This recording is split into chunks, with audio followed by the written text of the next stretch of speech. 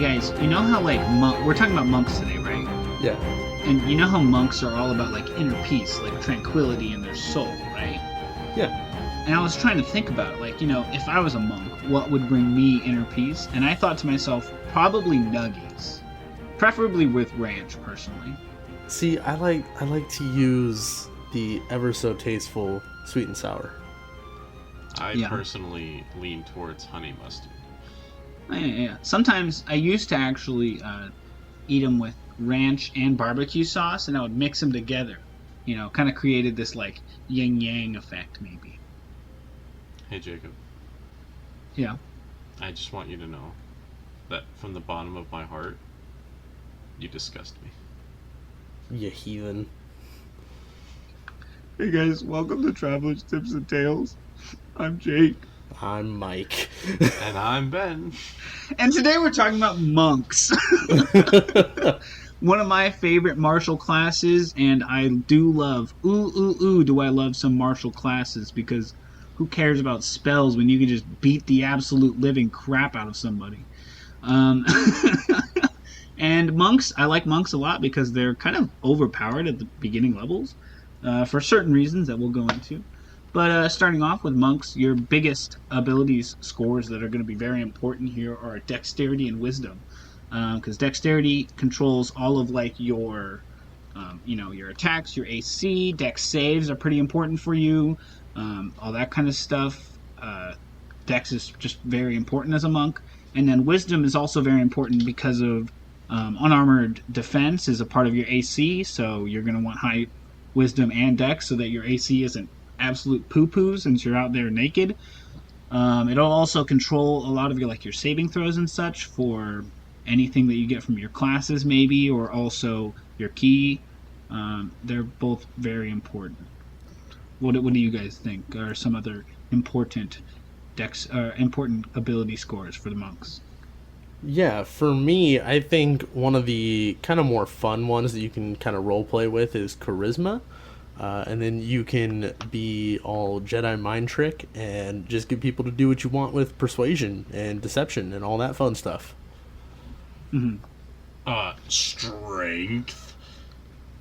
I would just like to point out that monks can use strength or dex for their unarmed strikes. So if you have a high strength, you might as well use it. This is a fact. But yeah, those are just some of the big ability scores that are pretty important for the monks. But moving on, we're going to go on to unique features. And the way we normally dwindle down the unique features, we pick some of the ones that are really cool and very unlike any other abilities that any other classes have. But this just in, that's pretty much all of them for monk. And monk gets a bunch of them, let me tell you. So Yeah. I'm going to do my best to speed run these, folks. Run through them as fast as a monk. Let's see how well I do these. So, starting off at second level. Oh boy. Let's see if I can get all the levels right. Starting off at first level, actually, my bad. You get martial arts. And the thing that you could really use with martial arts is you gain the following benefits while you are unarmed or wielding only monk weapons, and you aren't wearing armor or wielding a shield. You can use dexterity instead of strength, so there you go. Like, all of your weapons are finesse now. And your damage rolls can be dex or strength as well. You roll a d4 in place of the normal damage of your unarmed strike or monk weapon. This die changes as you gain monk levels, as shown on the martial arts column of the monk table. It goes all the way up to, I believe, a d10, gradually as you gain levels. Whenever you use the attack action as with an unarmed strike or a monk weapon on your turn, you can make one unarmed strike as a bonus action. Very important there. So I actually get this confused a lot with some of my new players with monk, and also it kind of confused me a little bit at the beginning. You can only use this if you take the attack action. So knock knock, level 1 monks have 2 attacks. Thank you, goodbye. They're OP at early levels. Continuing though.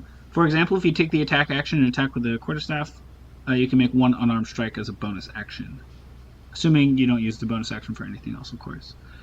Also, starting at second level, you get key points, and you will you start off with 2 at second level, and then you gain a key point every time you level up.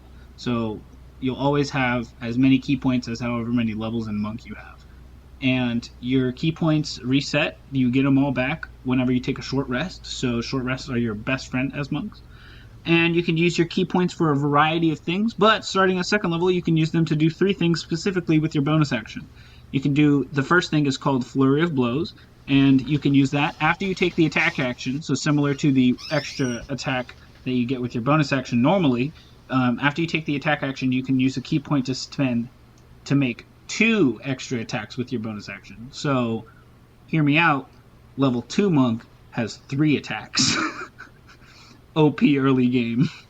Also, you can use your bonus action to use a key point and use the the Patient of Defense ability, and you can use that to take the dodge action on your bonus action.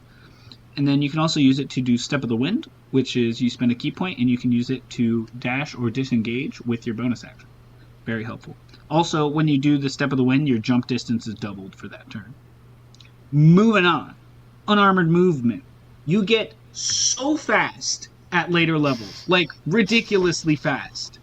Who cares if you're a halfling? You're still so fast. Because I'm pretty sure at the end of it, once you're level 20, let's see here, you have an extra 30 feet of movement over everyone else. And then if you take, like, certain feats and other stuff, you're just like, oh my goodness, you're so fast. It's crazy. Sanic. Who cares? And then you're dashing with your action, and then your Step of the Winding, and you're like, oh my goodness, this man is so fast. It's ridiculous. Also, at later levels, you can literally run in water and on walls, so long as you don't end your turn on it. So, like, gravity doesn't affect you on your turn, but then once you end your turn, then gravity affects you. So you have to have, like, a stopping point that you have to go from turn to turn to, but you could literally run up walls and stuff. Like, who cares about athletics checks when you could just sprint? Just dead sprint everywhere all the time. It's amazing. Starting at third level, you learn Deflect Missiles. And basically what it is you can use your reaction to catch a thing that is shot at you, any ranged attack, any ranged weapon attack, not a spell attack. And when you do so, that just takes your reaction, no key points needed. And then you can spend a key point to throw it back. Also, it reduces the damage that you take by 1d10 plus your dex plus your monk level. So however much your dex is, and then plus however many levels of monk, and then a d10. So you could very possibly totally negate the attack and negate all of the damage, and then spend a key point and just throw it back at someone. Now, if I remember right, you do have to get the damage to 0 in order to be able to throw it back. I believe that is a stipulation. Yeah, if you reduce the damage to 0. Yeah, that is a fact. But still, like, what the heck? Anyways, continuing on. At 4th level, you get an ability at 4th level. Everyone else just gets feats. You also get this. At 4th level, you get Slow Fall, which basically is you use reaction while you're falling to reduce fall damage by 5 times your monk level, which gets pretty insane at higher levels. I've literally used this ability to jump down from, like, the tops of towers and just absolutely plummet onto somebody and just, like, deck the absolute crap out of them and, like, be pretty unharmed and dealt a bunch of damage to them because of gravity and all that. You also get extra attack at 5th level, so, you know, you're one of the martial people that get extra attacks. But also at 5th level, you get a thing called Stunning Strike, and this is the bane to every DM, trust me. Basically what it is when you make an attack action, whenever you hit with an attack, you can use a key point to make whoever you hit make a Constitution saving throw. And if they fail against your save, which is your wisdom, they're stunned until the end of your next turn. So all of the attacks that you make on them for the rest of your turn have advantage, and the rest of your next turn have advantage. Also, all of the attacks that anyone in your party makes on them has advantage. It's ridiculous. It will save your butt over and over again. Starting at 6th level, your fists literally count as magical weapons. Congratulations, you're awesome. At 7th level, you get Stillness of Mind, and you can use your action to end a certain effect on you you can add a charmed or frightened effect on you if you have one. So it makes you, less likely to turn on your party or whatever. Also, at 10th level, you get Purity of Body. And what that does is it makes you immune to disease and poison. Congratulations, you can drink as much booze as you want now, and you'll never get drunk. Which sucks to be drunken master, Yeah, maybe. But you can choose to be, right? Like, you can choose... Oh, wait, no, it just makes you immune. Yeah. That's rough, buddy. Anyways, starting at 13th level, you get Tongue of the Sun and Moon, and what that is everyone that you speak to understands what you say, and you understand what everyone says to you. Congratulations, you were the best translator ever now. You don't know how to write anything, and you can't read anything, but you can always communicate with whoever you're talking to. As long as they're not mute or deaf. As long as, they're actually speaking words, vocally. Starting at 14th level, you get Diamond Soul, and what that is you get proficiency with all saving throws. Yes, you heard me right. All of them. Charisma, Wisdom, Intelligence, all those spell saves. You got them all. Congratulations, you're awesome. Also, what you can do with this is whenever you fail a saving throw, you can spend a key point to re-roll it, and you must use your second result. So if you get a nat 1, that's on you. Anyways, starting at 15th level, you get Timeless Body. And what that does is you no longer you can no longer die, or no, you can still die of old age, but you don't die, you can't be aged magically, and also you don't have to eat or drink anymore. But you can still die of old age. Anyways, moving on, at 18th level, you get Empty Body, and starting at 18th level, you can use your action to spend 4 key points to become invisible for 1 minute. During that time, you also have resistance to all damage but force damage, and additionally, you can spend 8 key points to cast the spell Astral Projection without needing any materials, and when you do so, you can't take any other creatures with you, it's just you. And then lastly, at 20th level, you get Perfect Soul, and what that is, it's pretty simple. It's one of those ones where if you used all your stuff, but you start new combat, you get some back. So, whenever you roll for initiative and have no key points remaining, you get 4 key points. Congrats. There we go. That's all of those crazy, awesome abilities that monks get that are pretty much nothing like any other abilities that other people get. Yeah, I mean, broken, dude. Timeless Body. Crazy. Timeless Body is something that's similar to Druids, but things. Not enough to. Yeah. And then also, like, Diamond Soul, the one that gives you proficiency in all your saves. The point where you can use a key point to re-roll saves is kind of like Indomitable with Fighter, but also it's not because you also gain proficiency in all saving throws, so it's like... But also there's a lot of, like, crazy ones that are really only monks, like Slowfall and, like, key points. The whole key point system is crazy, and like all this other stuff. Stillness, Tongue of the Moon and Sun and Moon. That's crazy. No one else gets something like that where you understand everybody. Mm-hmm. Also, just martial arts in general, like that's busted. At level 1, you have 2 attacks. That is so busted. Yeah, that's unarmored powerful. Unarmored movement. You literally run on walls. You don't get that until, like, level 9, I think, but still, it's like, what? You can run on water. Hey, so, seeing how overpowered monks are, I think we should definitely be covering Mystic right now. Mystic will have its turn. Yeah. But anyways, everybody hates on Mystic, man. Those are all the unique features for monk. I can't imagine how long our Mystic episode's going to be. But moving on to our next section of all of these class episodes that we're doing, which is the subclasses. Michael, I believe you have the first one in line in alphabetical order. So please, take the floor. I've been talking too much anyways. Yeah, so with monks, the subclasses are called ways. So yeah. The first one is the Way of the Drunken Master. This is one that is from Xanathar's Guide to Everything. And what the Drunken Master is it's basically using a methodical way that doesn't look methodical at all. It looks erratic in your style of movement and fighting to kind of hide that you are pretty good at combat.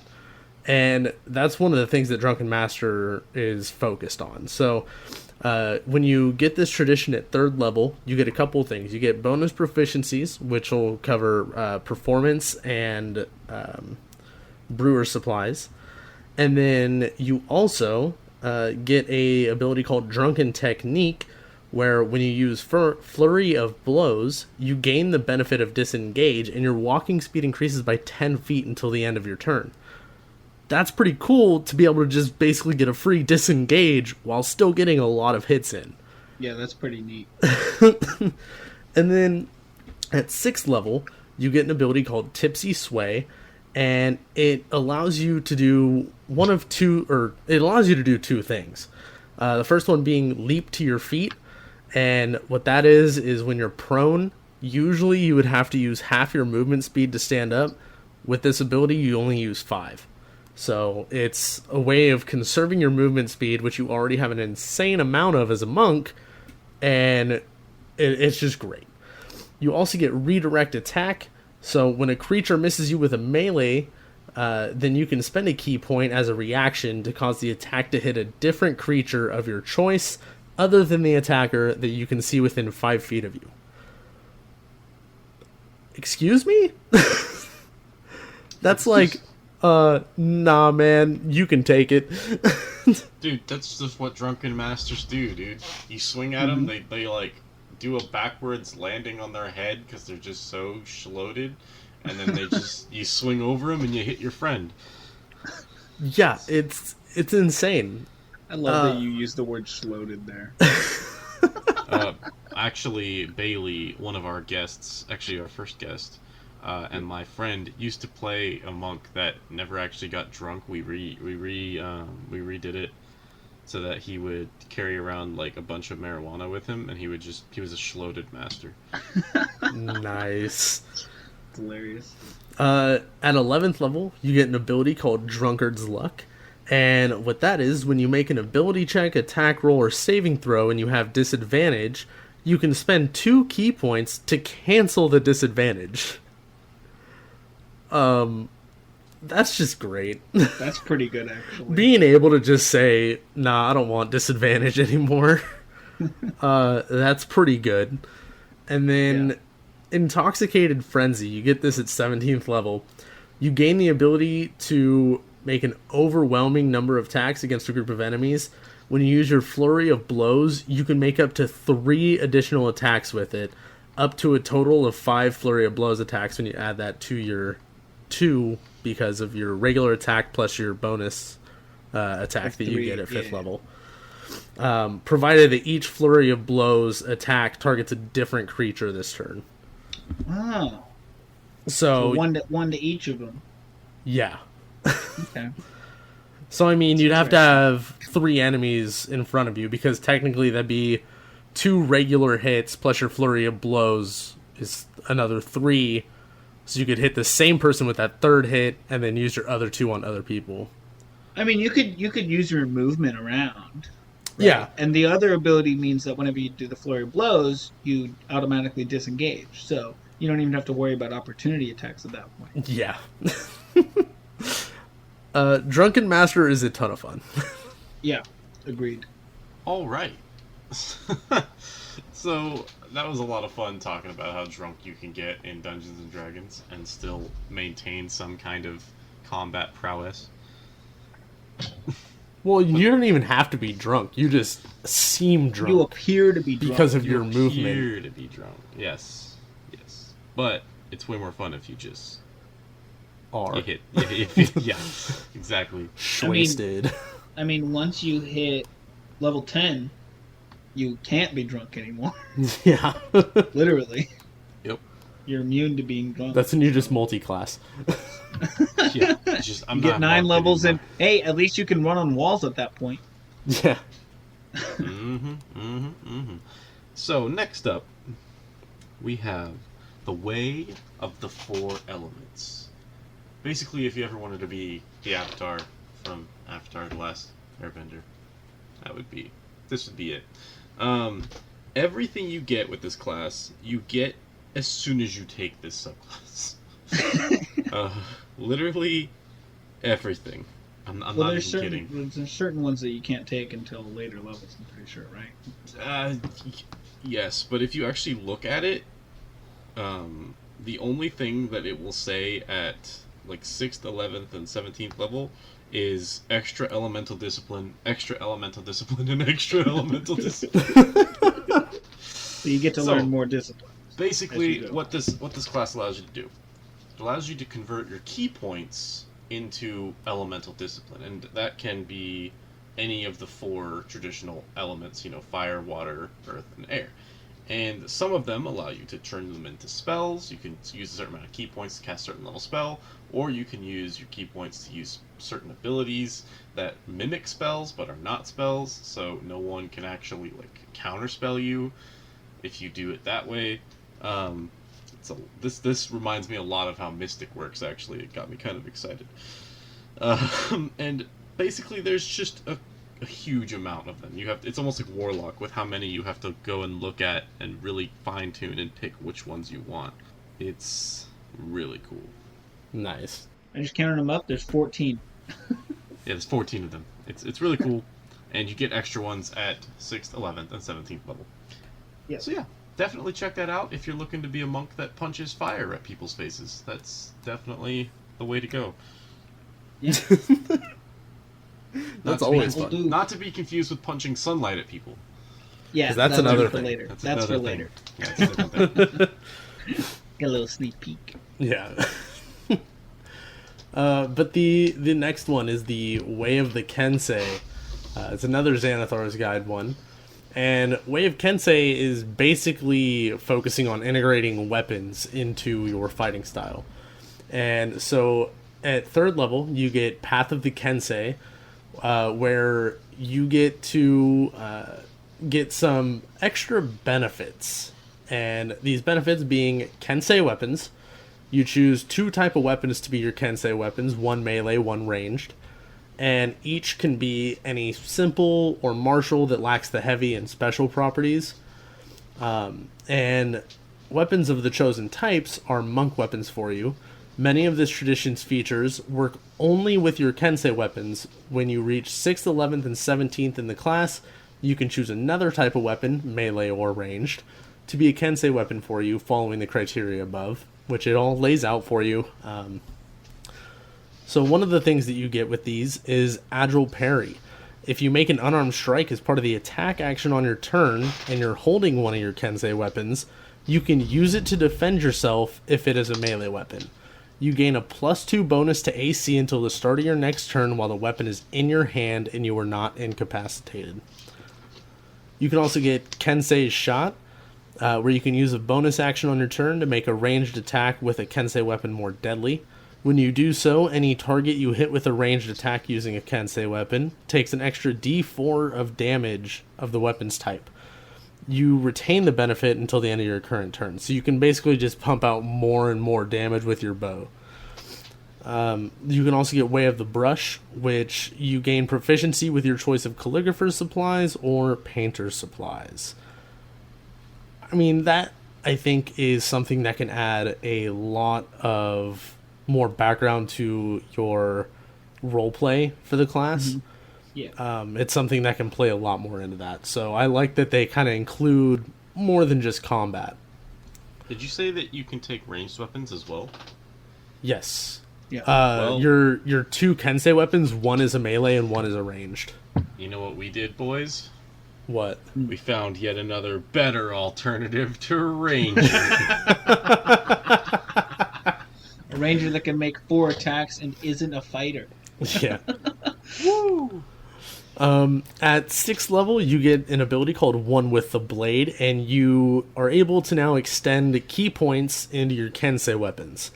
So one of the things you can do is magic Kensei weapons. Basically, you are making your Kensei weapons count as magical to overcome resistance and immunity to non-magical attacks and damage. And you also get Death Strike, When you hit a target with a Kensei weapon, you can spend 1 key point to cause the weapon to deal extra damage to the target equal to your martial arts die. You can use this feature only once on each of your turns. Now, Jacob, you are the resident monk master. Yes. What is the martial arts die referring to? Because I've not found anything on that yet. Basically what that is however much damage your bare fist does, according to your level. So it starts off at a D4, and then it gets higher at later levels. So at level 5, you get a D6. It becomes a D6. And then at 11th level, you get it turns into a D8. And then once you hit 17th level, it turns into a D10. So your bare fists become a D10 at latest levels. Got it. Yeah, and you can use that feature once on each turn. And then at 11th level, you get Sharpen the Blade. You can use your key even more on your weapon. So as a bonus action, you can expend up to 3 key points to grant a Kensei weapon you touch a bonus to attack and damage rolls when you attack with it. The bonus equals the number of key points you spent.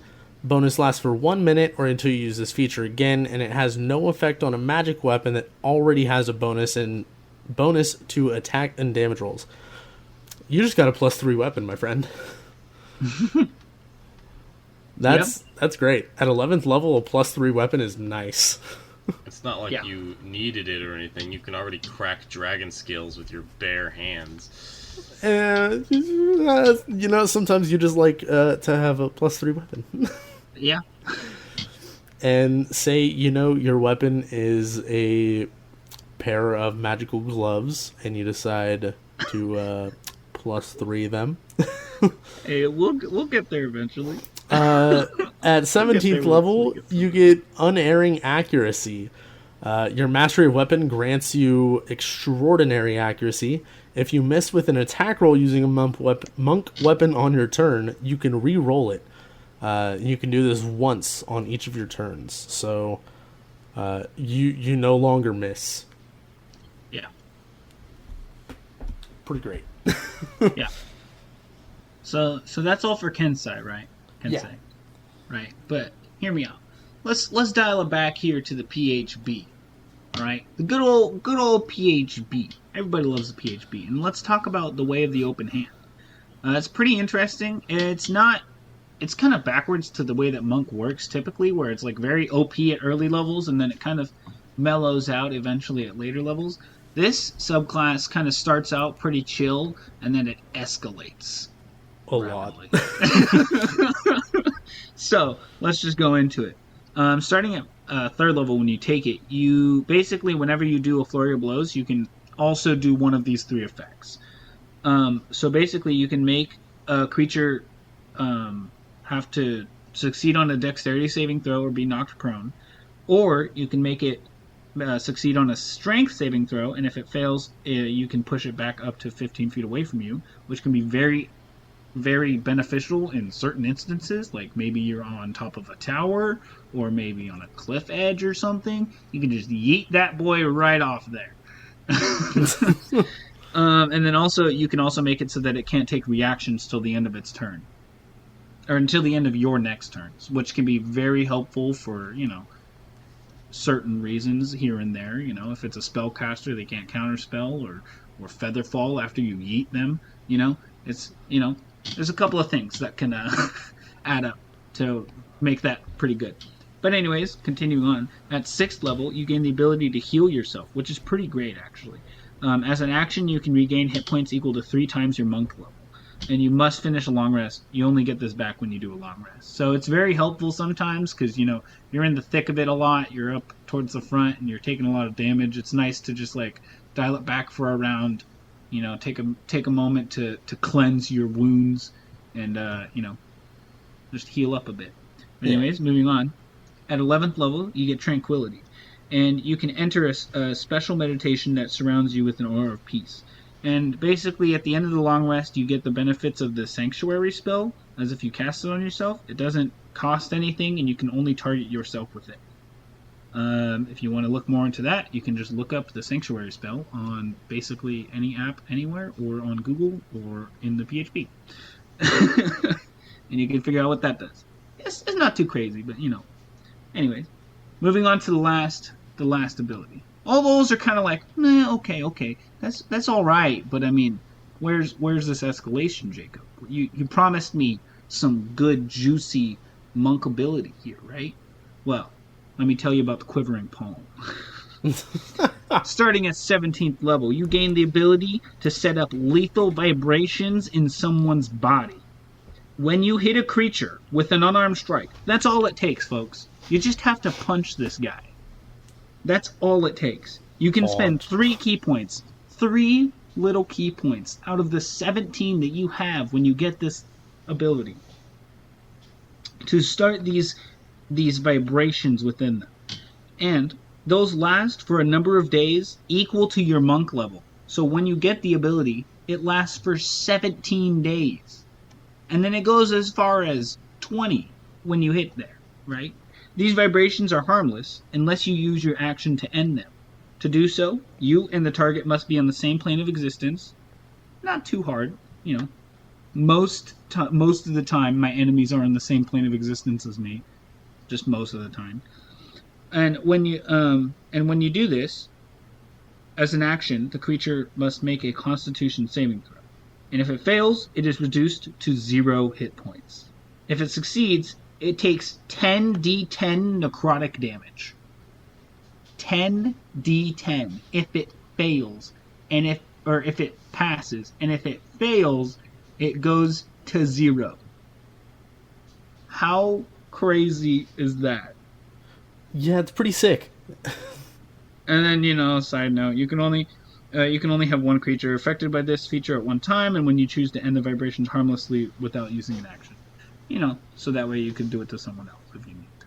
But 10d10 if they pass. And if they fail, they go to 0.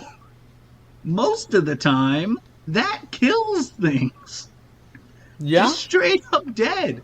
The only instance that I can think of that wouldn't kill something is if it has something like Relentless Endurance with the half-orcs, right? And they go to, oh no, now they're at 1. What are we gonna do? Punch him again, idiot. Well, there is another time I could think of that would come into play, though. Or, yeah, something that has to take a specific type of damage or else it heals. Or a lich. That's the only other instance. Or a lich, I guess, yeah. But or a player character, or anything that makes death saves, or anything that has undead fortitude. Listen. We don't have to go that far into it, okay? They're unconscious. They're out of the fight. This is an amazing ability. You can't prove me wrong. Or anything in the ethereal plane. Listen, man. Let's move on. Jacob doesn't like it when we poke holes. Way of the open hand. It's pretty great, folks. I like it. Screw you. It's good. I don't disregard the fact that it is a really good subclass, and I think that last ability is really good. Yeah. The mistake you made was that there are very few instances where it doesn't matter. Yeah, but I mean, it still does a lot, and whatever. But I mean, I literally we had a one shot this one time where we made level 50 characters, and we used this chart on how we got the extra 30 levels, and I just made a level 150 levels all into monk, all with Way of the Open Hand, and there was this really big boss, and I was just like, quivering palm, and then it failed, and I was like, sounds like it's dead, and Ben was like, you have to deal radiant damage, idiot. And I was like, well, I can't do that, but someone else can. It's at 20 hit points though, because it only heals so little. And then no one had radiant damage. And then no one had radiant damage. And then we all died. But I dealt hundreds of damage to it in one turn, just because I was like, yeah, you're at 0 now. Well, there was one person that was able to do radiant damage, but he was not in the right frame of mind. No, in that one shot? Yeah, my barbarian at the time was able to. Oh yeah, but you were charmed or something. He was under a mind control fighting you and the one other person in our party. Yeah, I dealt so much damage though. Oh yeah, it was insane. Anyways, moving on. Ah yes, the subclass that puts a little bit of rogue in your monk. I'm all for it. If you've ever wanted to be a stealthy type of monk, one that sneaks through the shadows, one that hides, and one that gets something a little bit like sneak attack, but not quite. Or if you've ever wanted to play a ninja, but not wanted to be edgy about it, then this is the subclass for you. There's no such thing as playing a ninja without edge. Naruto, my guy. He's just a cool dude, man. He's Although I think every Naruto character is more like Way of the Four Elements, but yeah. not the point. So, a Way of Shadow. So, first things first, this is like the one subclass that has shadow in the name that has nothing to do with the Shadowfell. Nice. And I appreciate that so much. Essentially, you get that when you take the subclass, you get spells that you can use key points to use, but they're not actually spells because you're using your key points to do it. So you counterspell. Yeah, you can cast Darkness, Dark Vision, Pass Without Trace, or Silence without providing any kind of material components by spending 2 key points each. Hmm. And you gain access to the Minor Illusion cantrip if you didn't already know it. Heck yeah. Which is, I'm pretty sure is your favorite cantrip, so I'm surprised you've not played this. I love before. that cantrip. You also get Shadow Step. You get the ability to step from one shadow into another when you're in dim light or darkness. As a bonus action, you can teleport up to 60 feet to an unoccupied space you can see that is also in dim light or darkness. Nice. You then have advantage on the first melee attack you make before the end of the turn. You just pop out of nowhere. Imagine multi-classing. So it's kind of like you this take the with hide Rogue. action, but also teleport. Yeah. Across. Imagine if you multi-class this with Rogue. Oh my goodness. Yeah, I'm I gonna can see it Shadow happening. Step and Sneak Attack. I can see it working very well because that's a level 3 ability, right? Yeah. You Yep. just dip 3 into monk. Mhm. Yep. The rest in the rogue, so you Yep, get as much sneak attack as you can. Yep. And then Juicy. 11th level, Cloak of Shadows. By 11th level, you have learned to become one with the shadows. When you're in an area of dim light or darkness, you can use your action to become invisible. You remain invisible until you make an attack, cast a spell, or are in an area of bright light. You become invisible potentially for an unlimited amount of time. Nice. That is absurd. Mhm. No spellcaster ever would be able to pull that off. It doesn't even matter who they are. Dude, that is amazing. Your one weakness? The sun. So you're a drow. You're like a vampire or a drow. This would be great or for a drow to play or as. a shadow drow lich. Yeah, a shadow drow lich. Ben, this monk rogue multi-class that we got going here is Yep. also a drow. Oh yeah, absolutely. That way they get the superior dark vision, so they can see in the Yep. dark real good. Oh yeah. And they get innate darkness, so they don't even have to use their key points to cast it. Yep. Oh yeah. Yep.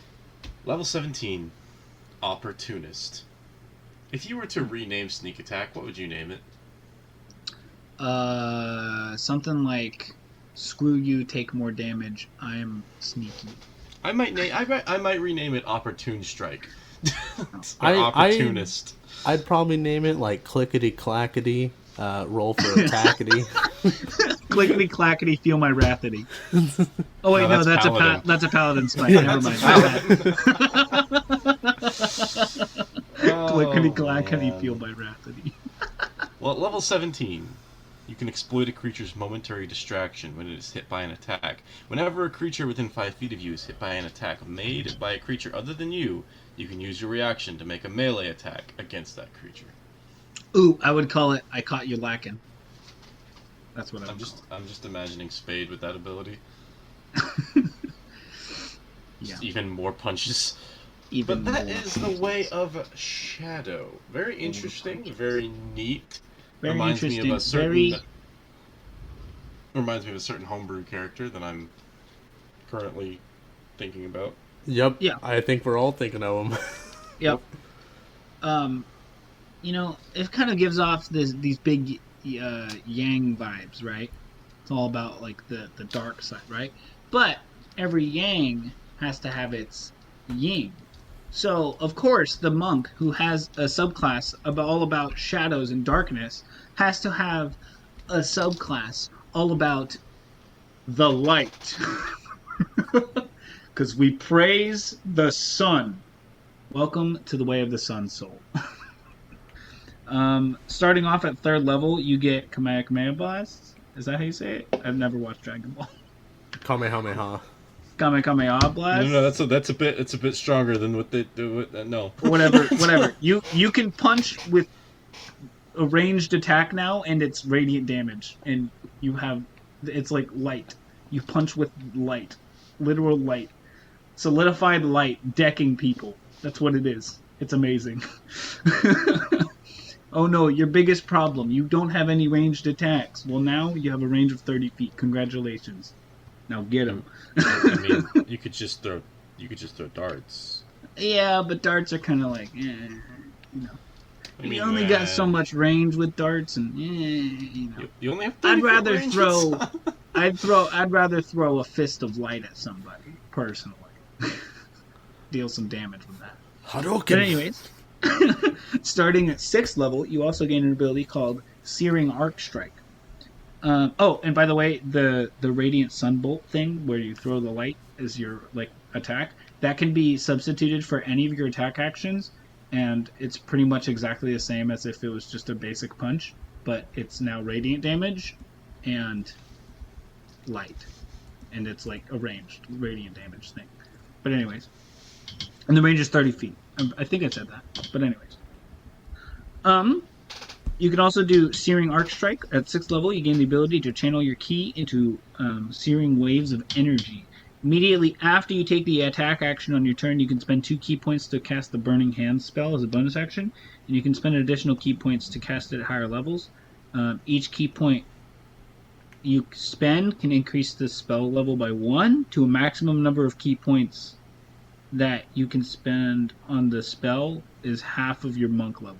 So it's kind of complicated, but if you're a 10th level monk, right, you can spend up to 5 ki points to cast a 4th level Burning Hands, because Burning Hands is a 1st level spell, and it takes 2 ki points to cast it in the first place, and then you could increase its level 3 times to 5 ki points, which is half of your monk level, right? It's kind of complicated, but you just gotta math it out for a second, and it's fine. So it does kind of burn up a lot of your ki points, depending on how much more damage you want to crank into that, but still, pretty good thing, You get a little bit variety of now you kind of have an AoE kind of thing, Anyways, starting at 11th level, you get Searing Sunburst, and you gain the ability to create an orb of light that erupts into a devastating explosion. As an action, you magically create an orb and hurl it at any point you choose within 150 feet, where it erupts into a sphere of radiant light for a brief but deadly instant. Each creature in that 20-foot radius sphere must succeed on a con save, or take 2d6 radiant damage. A creature doesn't need to make the save if the creature is behind total cover that is opaque.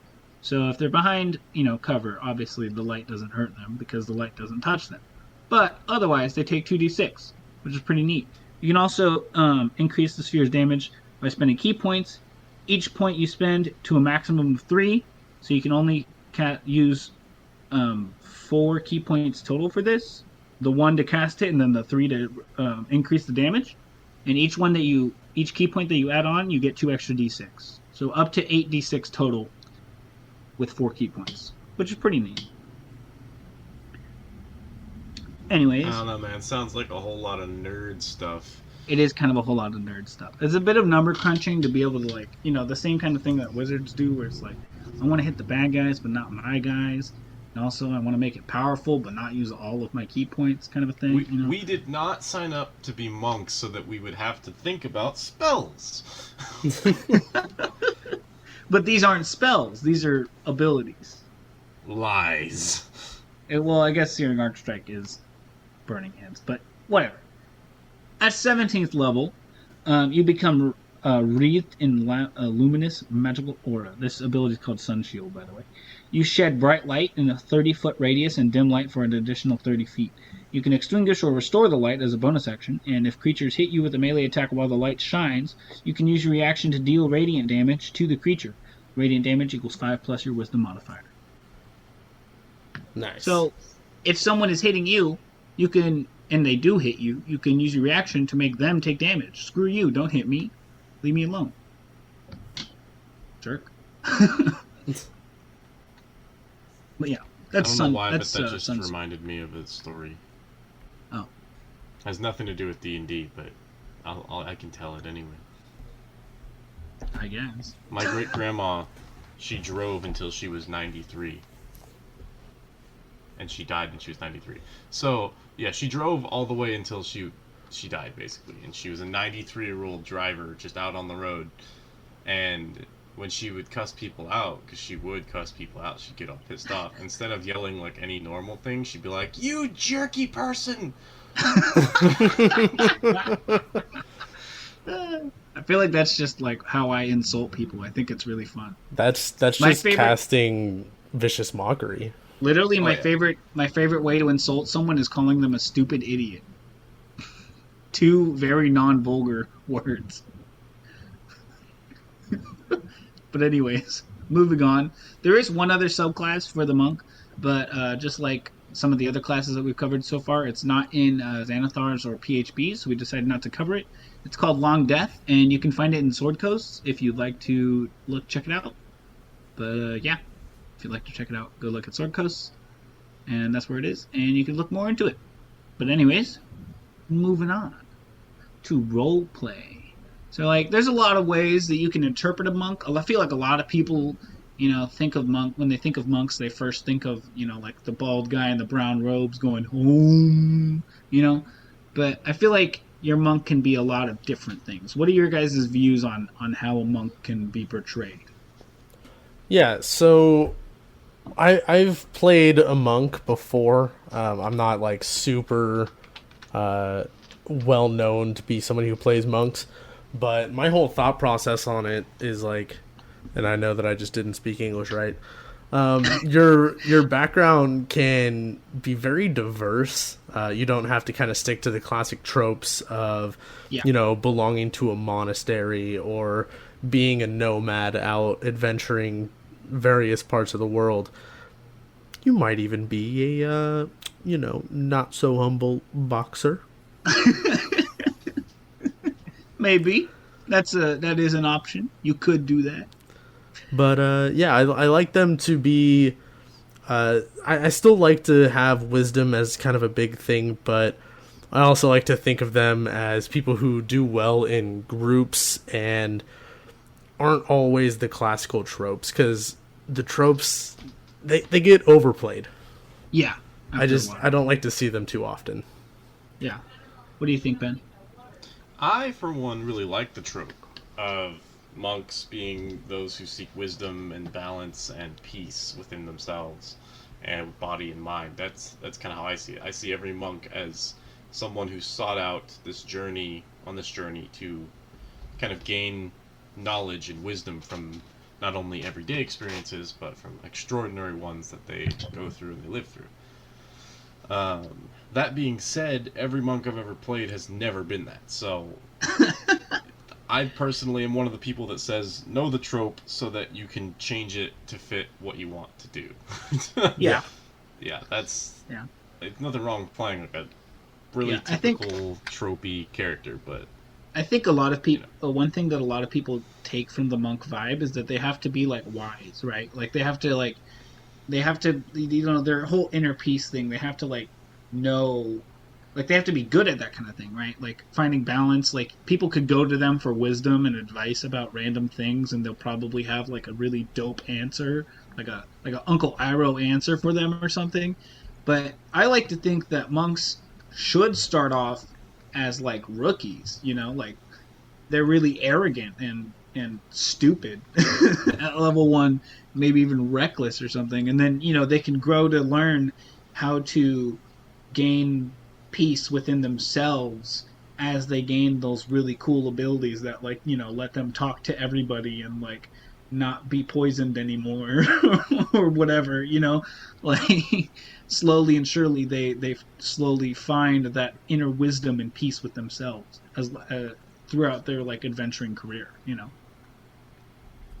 think it'd be interesting to interpret to show that through role play from level 1 to level whatever you hit, whether it be 5 or 20, however long you're playing this character for. I think it'd be interesting to see that through your role play throughout, your journey. Yeah, definitely. Especially if your DM is kind of DM who has like chapters and they have like gaps of years or months in between, wherever all the party members go on their separate ways and then meet back up later. You could come back having like contemplated all of your experiences and meditated on them, and come back and be like, I think I've learned something from my adventures, and I'm here to share my wisdom. Mm-hmm. For sure. Yeah. That's what I think. That's what I thinks. So, am I hearing it's time to wall run over to Ben's low-level magic item corner? I think it is. For sure. Go ahead, take the floor, Benjamin. All right. So, what do you got for us today? Today we have a few low-level items, specifically uncommon magic items, that I think would be good for just about any monk that got their hands on them. Or, in this case, feet. All right. What do we got? So, first up on my list, the Ring of Jumping. Okay. Do you know how insane monks are when they run on walls and run on water and all that? Imagine incredibly that, agile, but being able to cast jump on yourself at will, tripling your jump height. And now, yeah, exactly. And now pair that with the next item, the immovable rod, which I use myself on one of my monks. Yeah. With an action, you can click this rod, and it maintains its position. It stops. It just stays there. In other words, you can run and jump, and you just click that rod, and you just hang there. Just hang out wherever you are. You could be 500 feet in the air. You click that rod, you're good. You know how when you're wall running and all that, you have to have something to end your turn on? Yeah. Congratulations, you now have that thing, and it's portable. It's an immovable rod. You are absolutely correct. I just thought about the fact. I just realized that you could use an immovable rod as like a gym item, because you can essentially just use it in midair with nothing else there as a salmon ladder. Yeah. Yeah, the character I have that uses it, his name is Gus. You know the one. Oh, Gus. And, we know Gus from last week. Yeah, he'll use it to traverse the trees by using it as like a missing. If there's like a missing branch, he'll use that to swing around. Yeah. And he'll also use it to hang his cooking pot on whenever he's camping, so that he can cook. Very neat. Oh yeah. The third item is one that I had to kind of really search. I had to really search for. Really had to look really hard to find, as I had never heard of this item before. It's called wingwear. And what wingwear is, essentially, is a wingsuit. It allows you to, instead of just falling, to glide. Okay, I'm listening. Yeah, exactly. So let's say you combine these three items. You have the ring of jumping and or the boots of striding and springing. You could replace the two of them interchangeably. But you get the ring of jumping, you cast jump on yourself. You jump up. You click the immovable rod. You take a second. You get your immovable rod ready. Let's say you're willing to give it up. Or let's say you're not, if you want to keep it. You swing, you click, you get that rod going, and as a bonus action, you open your wingwear, and now from wherever you're at, you start gliding. And you go until you can't go anymore, and then what do? You drop. But, because you're a monk, you don't take any damage anyway. But the guy underneath you, the one you just fell on and kicked the crap out of and shoved 15 feet away into a nearby moat full of gators, yeah, no, that guy is screwed. And no one has any idea what just happened. And then what do?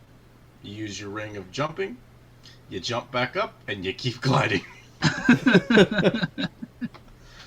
All right. I realize like all it's of these. a completely absurd thing, but I'm trying to be very generalized, as always. Monks are one of those classes that are very hard to give magic items to, because what do you give a man who punches their dragons to death?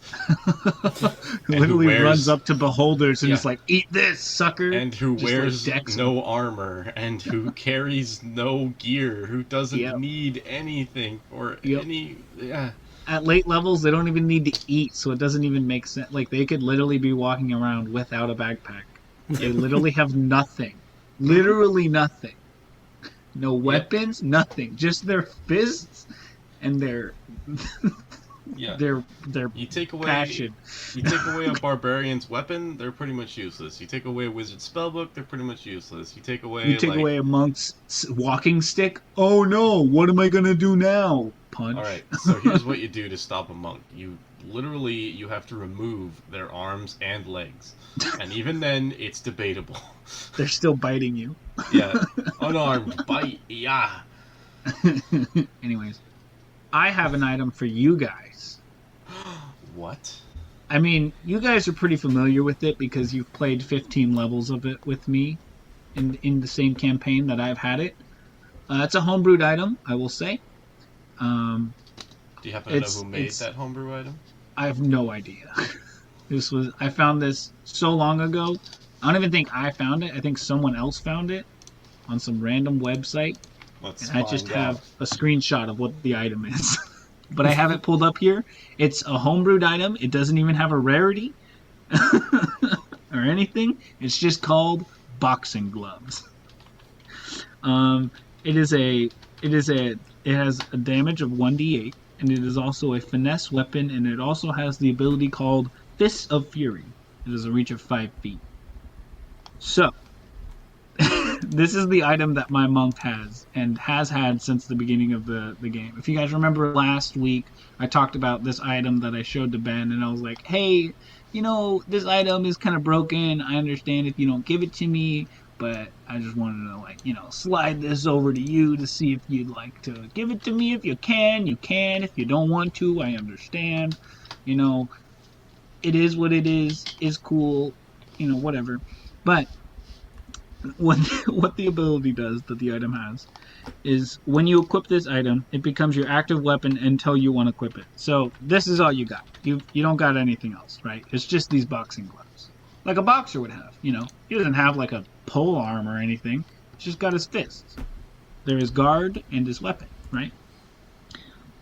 Also, if a creature makes an attack action against you while within reach of this weapon, you can use your reaction to make one melee attack before they make their attack. So you have the chance to hit them and, depending on their hit points, maybe down them before they get their attack off on you, right? Once the DM says those beautiful words, Spade, you're being attacked. I go, I would like to paunch. And Ben goes, understandable. Have a nice day. But here's the crazy part. None of that seems too crazy so far, right? Right? That all kind of makes sense. This is the crazy bit right here. Finally, no. If your attack hits, the attack that you use your reaction to get, right? If your attack hits, you regain use of your reaction. You get your reaction back. Nice. What? What did you just say to me? Did you just say that I can punch even more? Some of those crazy, scary monsters like hydras or whatever that snake lady that Ben threw at me like a couple months ago that had 6 attacks, I don't even care anymore because that means I have 6 attacks and it's not even my turn. I mean, so long as I hit everyone, but still. What? That is crazy. It's so insane. And then you pair that with the Sentinel feat. And it is insane. Picture this. This enemy, this poor soul, who just so happens to be fighting you. He's like, all right, it's my turn. I got this. I'm gonna do this. I'm gonna attack this little guy because he just punched me like 4 freaking times. That hurt a lot. So I'm gonna punch the little guy because, my character's a halfling. So he attacks me. I punch him. He goes, ow, that really hurt. I'm not gonna do that again because he punches me.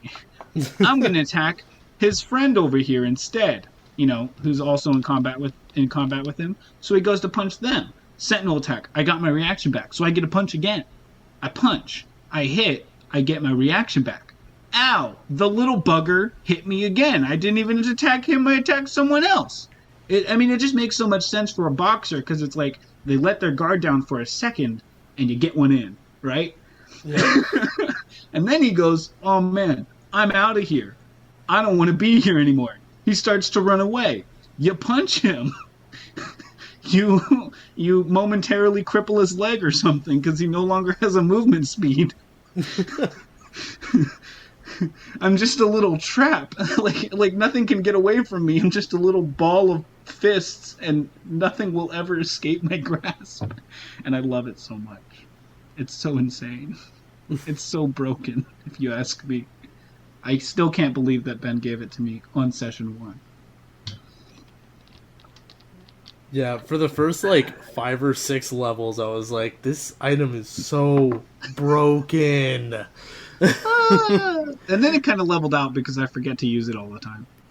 And at first level when we started the game and I found out that you had that and I saw how broken it was, I was like, wait, we were just able to request an item to get? And then Ben was like, I don't know, it's possible. I brought it up. I was like, when I was invited to the game, I was like, hey, this is an item that I had in mind going with this character. If you want to give it to me, that's cool. If you don't want to, that's fine. And then Ben was like, yeah, I'll give it to you, but it'll be really expensive. And just turns out that the background that I had gave me a crap ton of money. That was like the only thing I got. Like normally you get an ability with your background. I just got cash. That was it. Jeez. Yeah. So it's pretty insane. But yeah, that's a little bit about the boxing gloves. They're pretty crazy. And they're a big part of one of my characters named Spade. He is the monk in question that we're going to talk about. He's the only monk that I really played. I played another monk once, but it was just for a one-shot, and it was level 50, and I honestly didn't put a lot of creativity into it because it was just for a one-shot. I just wanted to punch things real cool like. But talking about Spade, he is the most arrogant and ill-tempered monk that you will ever meet. Because he's a boxer. He's kind of cocky, a little bit too much sometimes, but every now and then the rest of his party takes him down a couple pegs when they need to, So he checks out most of the time. But recently he's been trying to find peace with himself, that whole normal monk shtick. But for the most part, I try and the way that I interpret my ki and all of my inner peace and all that stuff, and meditation and all that, is I kind of interpret it as a focus for Spade. He gets in the zone and he's just honed in, right? And this honing in makes him be able to brush off other things very easily, all of the charming effects and fear effects that you can negate on your with an action, that effect. That makes sense now. That's how he gets rid of it. And this other stuff where it's the poison and disease, you're immune to that. He kind of brushes it off because he's in the zone and he's there. He's got his arms up, he's blocking, he's ready at all times, and all that kind of stuff. This character also, we had 2 years downtime, and it was thematically reasonable for my character to just be training the whole time, and so Ben let me take a bunch of feats. So this character has a ton of feats. All of my normal favorite feats that I have, or he has all of them. It's kind of insane. But he's got a pretty big movement speed and everything. He's a halfling, by the way. He doesn't know how to speak halfling. Actually, up until recently, he now understands halflings when they speak halfling. But he doesn't know that he knows halfling, he can't read or write halfling. Yeah. Or anything like that. because he was adopted. That's his background. He was adopted. His father, he has no idea who it was, neither does the community that he was raised in, but his mother died in childbirth, and he was raised in a small town that you guys probably have heard about because I've talked about a couple other characters from this town. It's called Amusil. It's just this nice little desert village that praises Jake, the sun. I've been thinking. Yeah. I'm thinking about renaming Amusil. Really? To what? Yeah, to Jakesville, because you have all of your characters from there. I have a good amount of characters from Amusil. I think it's just the two. I don't think I have any more from there. You're the only one, though. I'm the only one who has characters originating from Amusil. Yeah. And I've got two of them. It just made thematic sense for those two characters, you know? But anyways, so he was adopted at first for his like very youngest years. He was just kind of like raised by the community by Amusil, because that's kind of the vibe that Amusil has, you know? A lot of like the sun priests there don't really have a family per se, but they just kind of live there, and they all live as a community. But eventually one of the elves adopted him, like literally, and he just happened to be the owner of a very low-key, chill gym/boxing ring, and he trained Spade in boxing, and that's how he knows how to box and all that and such. But that's kind of a bit about his backstory. Then he eventually got kicked out because his dad was like, "Get a job, you filthy animal." And now Spade is filthy rich because he became an adventurer. And all adventurers slowly but surely become filthy rich. Or die trying. Hey, especially because he's a monk, because he doesn't really have to spend his money on stuff. Here's the thing, though. I can say not all adventurers become rich, because both my characters in that same campaign are broke. Given one of them was just pulled out from an Underdark prison, where all of his stuff was taken from him, and the other one, his money got disintegrated when he died to disintegrate. But they're both broke. Yeah. And the one who died was broke before being disintegrated, so... It is pretty broke, but also the rest of the party is kind of the sugar daddies.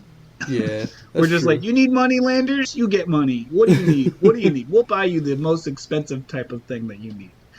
You want a walking stick? We're going to get you the nicest looking walking stick you've ever seen. Yeah. That's what happens when you play all of Curse of Strahd as a side quest in your campaign. You get filthy rich. And Michael's character just so happened to not be there for that part. He was introduced right after that part. But yeah. It's a little bit about Spade. Did I miss anything, boys? Do you think I missed anything? I don't think you missed anything major. The only thing I can think of is Spade's awakening to how he got his change in subclass. Oh, yeah. Yeah, so he started out as Way of the Open Hand, just because I didn't know what else to do at the time. You know, we hit 3rd level, and I was like, oh, I don't know yet. I didn't think this through enough, which is kind of odd for me, but, you know, it happens every now and then. I only playtested this character once, and we only went to, like, level 2, so I never really got to hash out what kind of subclass I wanted for him. But I started out with Way of the Open Hand foolishly, and then later on I was like, wait a second, idiot! I grew up in a sun village. Why do I not take the one that literally says Way of the Sun Soul? What? So I was like, listen, Ben, what if, like, this whole time Spade was, like, quote-unquote, the chosen one or something of Pelor, right? And so eventually it just took a little bit until, you know, Spade hits, like, his darkest moment, you know, where all is lost, which just so happened to be moments after, you know, he purposefully plummeted off a, like, what was it, like 100 and something foot fall onto Strahd to deck him in the face as hard as possible, not using slow fall just so that he could crank more damage into him. Yeah. Shattered his arm in the process. Literally shattering his arm at the moment. Oh, man, that turn was so cool. That felt so cool. Strahd thought he got away, too. Like, definitely broke my arm. Like, Strahd was like, I'm gonna go grab my stuff. He was like, you guys flung he's off like, that the pesky roof. monk is out of my business, and I was just like, from the top rope. I dealt like 80 something damage to him in that turn because he took half of my fall damage and then also my punch. But whatever. And so it was like at that moment that like his inner soul like cracked a bit, right? And especially in the setting of Barovia where it's all gloomy all the time, literally there's like no sunlight. Ben just like really wrote in this like cool thematic of like glow coming off of me. Wait, Jacob. So you didn't get it at that exact moment. You got it as Strahd tried to bite your neck.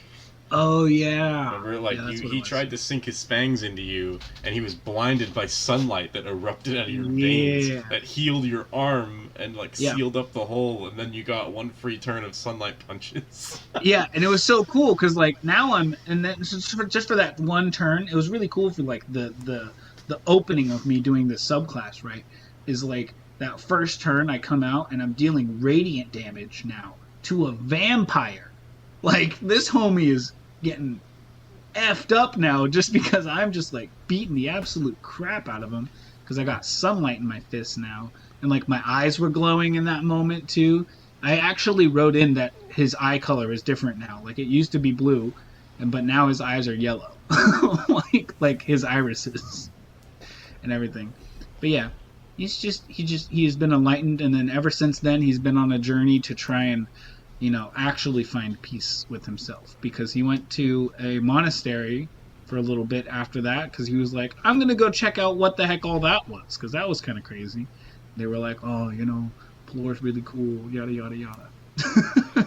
Yeah, I think that's one of those situations that also goes as a good example for DMs out there to be like, if your player comes up to you and they're a little while into playing a character and they no longer enjoy the way that their character was made, they think that there might be a different option for that character that suits them better. Find a creative narrative way to go about changing it, and it'll, one, make the story extremely cool for that character. The player will be a lot more engaged, and also you get a little bit of time to work on your main story because you can set up a filler side quest. Yeah, there's like this side thing that's happening. It's like, what's going on with Spade? He's like punching light now, but then he's not anymore because it was just for like a little bit of time, and now it's gone, and we gotta figure out what's going on, But yeah, because I totally get it. Because like I think that the way of the open hand was like a very fitting subclass choice for the boxer-esque like vibe that I was trying to get across at the beginning, But then, halfway through the journey, I was slowly like playing out that boxer vibe, and now I'm kind of playing into this like, I'm from Amusil, we praise the sun, all this other stuff. So it's like it really brought out this whole nother side of my character who's now trying to grow more mature and like, is struggling with it. His, not always too mature. Like today when we were playing, because we play this game on Sundays, he literally talked about pranking people for like for like 10 minutes or so on like different ideas for pranking someone with one of our characters, one of our party mates' newfound abilities. But yeah. He's working on it. But yeah, there's a little bit about Spade. I think I covered pretty much everything. Yeah. We'll probably talk about him more some other day during some other story. Once this maybe game about concludes. the crazy game that he is in. That's just like all over the place. But yeah, that's a bit about Spade. I think that's it for the episode too. I don't think there's much left to talk about monks with. We pretty much covered all the bases, if I do say so myself. Yeah, I'd say so. We have a lot of social medias and stuff. Where can people find us, guys? Yeah, you can go to our YouTube, Travelers Tips and Tales. Go to our Instagram, @Travelers Tips and Tales. We're occasionally going to do some giveaways and stuff, and that's where you can find links to everything else that we have. You can go to our Facebook, Travelers Tips and Tales. You can go to our Twitter, @TipsTales. Go to our Tumblr, Travelers Tips and Tales. You can email us at travelerstipsandtales@gmail.com. You can go to travelerstipsandtales.com if you want to check out our brand new website. And we also would greatly appreciate anybody who wants to go to our Patreon, Travelers, Tips, and Tales, and donate some money. You know, we try to bring you guys some content, and we appreciate any help that we can get towards making this financially stable enough for us to be able to put out more and more content as time progresses. Yeah. Yeah. Also, we need a camera so we could post YouTube videos. Yeah. And also, like, there's some cool stuff. We put out one homebrew creature on our travelerstipsandtales.com, our website, so you guys can check that out, so you can see kind of the gist of the things that we're going to be putting on our Patreon if you're so interested. Also on Instagram right now, we're doing Drawtober with the Arcane Forge. It's pretty cool. We're all trying to draw every day, and you can check out all of our art there. We post them sometimes a little late, but you know, it happens. We're doing our best. We're doing our best, but also, yeah. And we also have all these cool Patreon things where you can go on our Discord and give us like topic ideas for something that you want to talk about. You know, you're also probably a lot more likely to be a guest if you're on our Patreon, because we'll be like, hey, you want to be a guest? Yeah, we'll be like, hey, we're running out of people. You like I had originally opened it up to the first 3 Patreon members were going to be allowed to come on as guests, and so we've filled those spots, and we're working on scheduling one more. I think we have to schedule. We got 2 more. Well, yeah, but did we schedule with one of them yet? Oh yeah, we're pretty much. Okay, so we have the They're schedule going to be all coming worked out pretty soon here. Yeah. In fact, you heard one of them last week. You'll hear one of them next week, and you'll hear another one in a few weeks after that. So. Like a month or so after that. Yeah. I think. If my brain is working correctly right now. Something like that. But yeah. And one day you'll hear Josh from Arcane Forge. Yes. One day. Soon. Also, we're thinking of setting up a few things for videos, so keep an eye out on that stuff, because it's gonna be pretty lit. Yeah. Also, you know, apparently we're like YouTubers and stuff, so like you should like and subscribe and like comment and like turn on the notification bell or whatever. I guess. Punch that bell. Punch that like button, because you're a monk. You should punch it. Punch. Yeah, and Anyways. if you're listening on Apple Podcasts, review us, give us 5 stars if you really like us, because that helps us climb the charts and get into more people's ear holes. So yeah, we I just didn't want like to grow. how that one was phrased. Neither did I, but I went with it anyways. I admire On your that note, commitment. Thank you for listening this week. We're Travelers, Tips, and Tales. Bye-bye.